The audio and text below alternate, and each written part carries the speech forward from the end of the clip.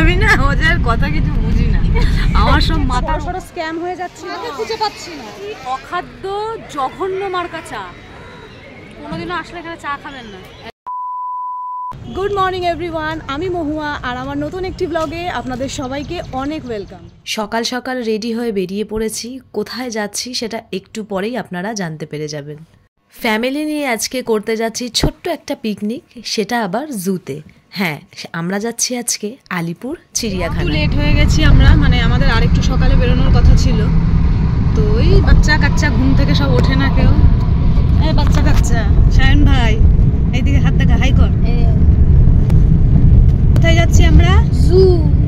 আমার পেটে খিচ ধরছে, মানে আমার মাসি এক জায়গায়, মানে যদি আমরা এরকম এক জায়গায় হই, মানে হাসতে হাসতে পুরো পেটে খিল ধরে যায়। অজয় বলছে কি কালকে রাতে অজয় বলছে তোমরা কারা কারা যাচ্ছ? তো আমি বলছি মা মাসি। বলে কি মা মাসি এক জায়গায় যেতে নেই। আমি না অজয়ের কথা কিছু বুঝি না, আমার সব মাথার ওপর দিয়ে সুট সুট করে চলে যায়। আমার মা জিজ্ঞেস করছে কালকে কটা করে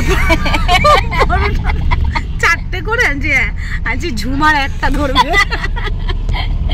আমার পিসির মেয়েও তো, ও যখন ছোটবেলায় মানে একসাথে সব জায়গায় খেতে বসতাম, যদি 10 জন খেতে বসতাম, 10 জনের খাওয়া হয়ে যেত। বেঁচে বেঁচে বেঁচে বেঁচে খেত। তো ঝুমার মতন না যাওয়া। মা ছোটবেলায় অনেকবার নিয়ে গেছে, অনেকবার মার সাথে আমি গেছি চিড়িয়াখানায়। না তবে এখন তো জুটা একটু অন্যরকম করেছে, নতুন, মানে অনেকটাই হাইপ ক্রিয়েট হয়েছে। তো সেটা দেখার জন্যই একটু এক্সাইটেড যে মানে কিরকম কি হবে না হবে। তো চলুন সোজা একদম জুতে গিয়ে তারপর আপনাদের সাথে দেখা করছি, দেখতে থাকুন।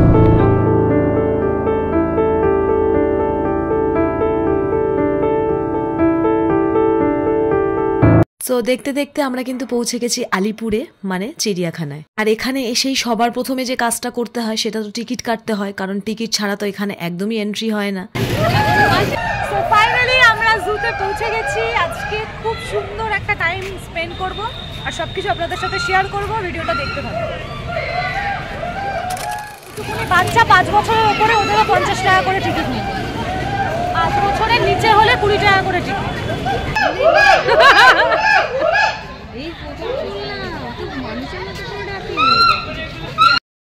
এইরকম এত আওয়াজের আগে কোনোদিনও শুনিনি। তুই শুনে না, এত জোরে জোরে ডাকছে, আমি কি মানুষ করছি।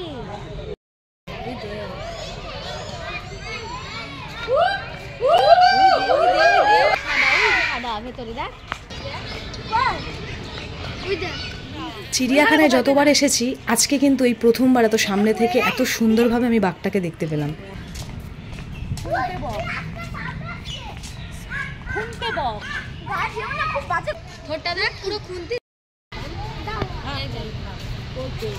মানুষের মধ্যে কিছু হাত দিয়ে আমরা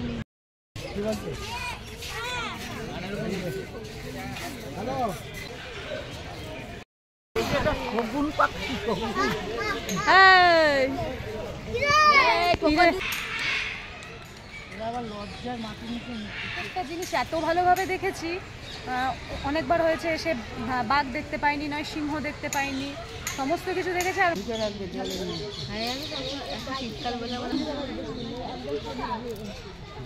খানিকক্ষণ ঘোরাফেরার পরে এখন সময় হচ্ছে একটু ব্রেকফাস্ট করার। সকালবেলা চা অবধি খেয়ে বেরোয়নি, মানে সময়টা হয়নি, অনেকটা লেট হয়ে গেছিলাম আমরা। তাই এখানে ভেতরেই দোকান থেকে আমরা খাবারের অর্ডার দিয়ে এখানে বসবো, সেই সমস্ত কিছুরই অ্যারেঞ্জমেন্ট করা হচ্ছে। আর এখানের খাবার দাবার একটু এক্সপেন্সিভ, কিন্তু কিছু করার নেই, খাবার অর্ডার দিয়ে দিয়েছি। আর তার সাথে নিয়ে নিয়েছি গরম গরম চা। এখন জমিয়ে বসে ব্রেকফাস্টটা করে তারপরে আবার সমস্ত কিছু দেখতে বেরোবো। অতি অখাদ্য জঘন্য মার্কা চা, কোনোদিনও আসলে এখানে চা খাবেন না, একদম ভালো না। কিনে ফেলেছি, এখন কত করে নিয়েছে? 20 টাকা করে নিয়েছে এক একটা চা। অতি মানে জঘন্য খেতে। এখন জানি না, এই হটডগ নেওয়া হয়েছে, বার্গার না, বার্গারটা ভালো ভালো বলছে, বার্গারটা ভালো, হটডগটা ভালো স্বাদ না। খাবারের কোয়ালিটি খুব একটা ভালো না, চাটা তো একদমই বাজে।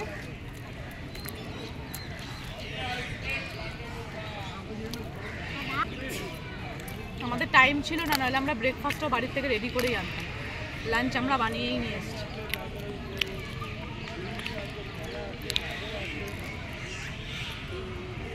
হ্যাঁ দেখি পুরো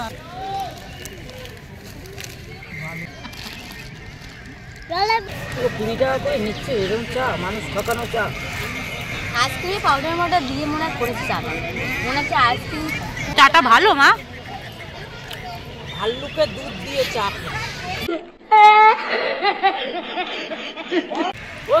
ভাল্লুকের দুধ দিয়ে নাকি চা করেছে।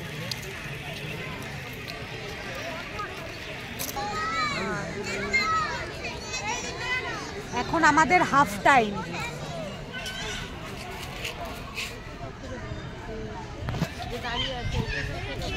মানে চিড়িয়াখানায় এসেছি যে জিনিসটার জন্য, যে নতুনত্ব জিনিসটা দেখার জন্য, সেইটা এখনো অবধি খুঁজে পাইনি।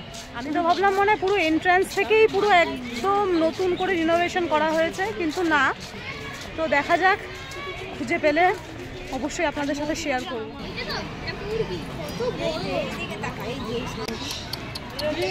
দেখুন অবস্থাটা একবার দেখুন, মানে কি বলবো, একেই বলে কপাল।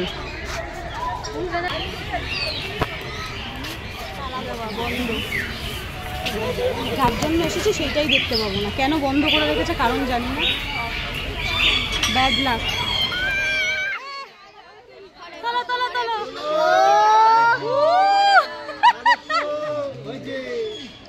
আরেকটু আরেকটু আরেকটু।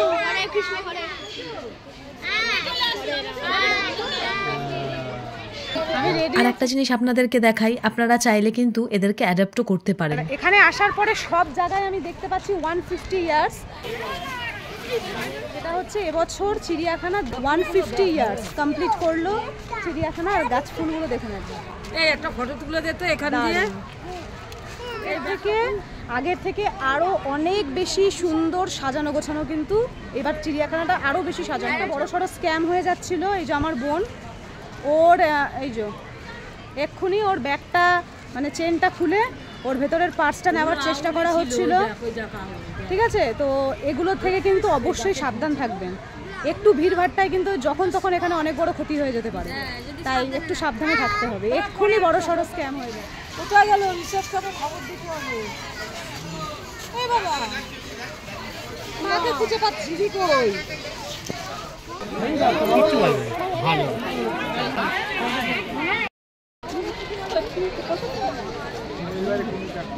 কিরম বিভৎসভাবে হা করে রয়েছে, মনে হচ্ছে পাথরের, মনে হচ্ছে একদম মানে পাথর দিয়ে বানানো।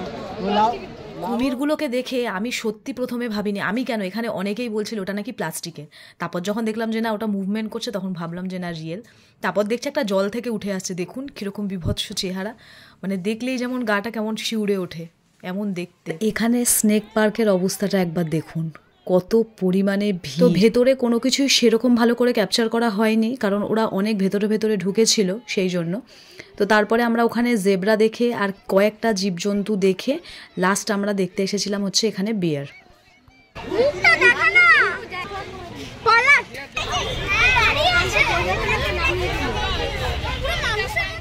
কত সুন্দর দেখুন, ওরা আপন মনে নিজেদের মতন খেলা করছে।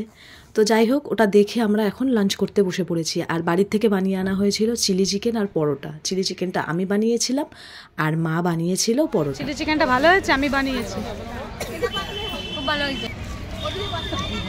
আর এইদিকে ঘুরতে ঘুরতে এতটাই খিদে পেয়ে গেছিলো যে লিটারালি আমার পেটে ব্যথা আরম্ভ হয়ে গেছিলো। আর এখানে না একদম জায়গা পাওয়া যাচ্ছিল না, সেদিনকে ভালোই ভিড় হয়েছিল। তো অনেক কষ্টে একটা জায়গা দেখে তারপরে আমরা এখানে আমাদের লাঞ্চটা শুরু করে দিয়েছি খাওয়া। প্রচুর কাজ হচ্ছে মাথার উপর। তো যাই হোক, খাওয়া দাওয়া কমপ্লিট করে নিয়েছি। এখন কিন্তু আমাদের চিড়িয়াখানা থেকে বেরোনোর পালা। না, এখন বাড়ি যাব না আমরা, এখান থেকে আমাদের আরও দুটো জায়গায় যাওয়ার কথা আছে।